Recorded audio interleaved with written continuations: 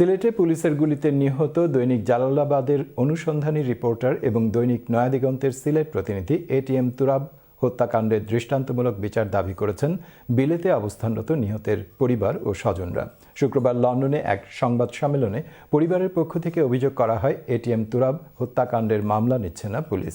তবে এটিএম তুরাবের পরিবারের সঙ্গে প্রধানমন্ত্রীর দপ্তর থেকে যোগাযোগ করা হয়েছে বলেও সংবাদ সম্মেলনে জানানো হয়েছে।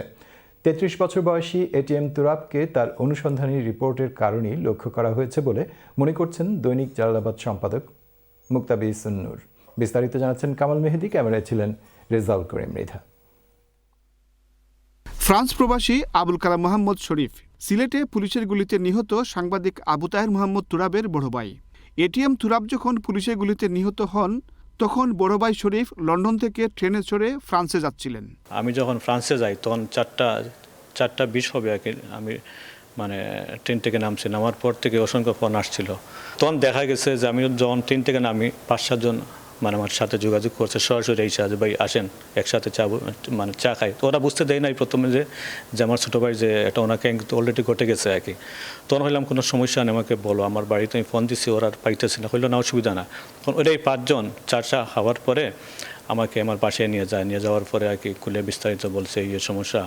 গত 19 জুলাই দায়িত্ব পালনকালে সিলেটের বন্দরবাজারে পুলিশ সরাসরি তুরাবকে লক্ষ্য করে গুলি করে বলে অভিযোগ করেছেন তার পরিবারের সদস্যরা।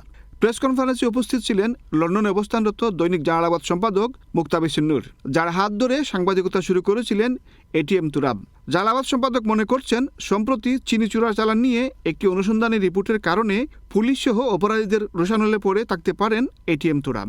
অনেকেই হয়তো জানেন না যে গত বছর 2023 সালে সে অনুসন্ধানী সাংবাদিকতায় পুরো বাংলাদেশের মধ্যে সে শ্রেষ্ঠ হয় এবং মেডেল পায় এবং নগদ 50,000 টাকা পায়। প্রবাসী কল্যাণমন্ত্রী আমাদের ইমরান সাহেবের কাছ থেকে সে ওইটা নেয়। গত 14 তারিখে জালালাবাদে তার একটা লিড নিউজ ছিল চিনি চোরাচালান সংক্রান্ত, তো একটা ডিটেলস রিপোর্ট ছিল, সেটা আমাদের লিড নিউজ হয়।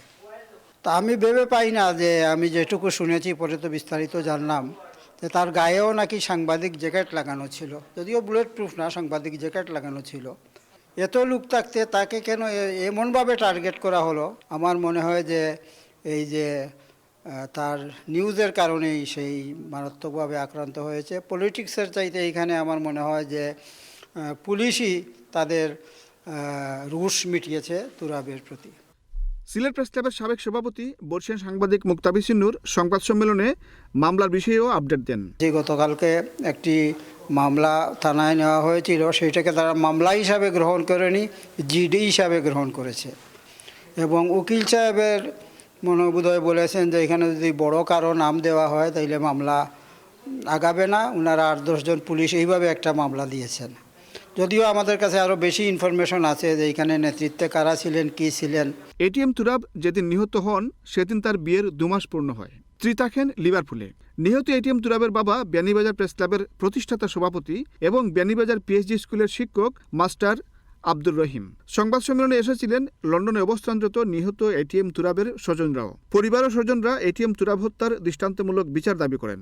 Seeing my nephew, who was a journalist, who was clearly in his press uniform, to have 98 shots in his body, it breaks our hearts. So when we found out about the news about how he was killed, initially we thought he just got injured, like his brother said.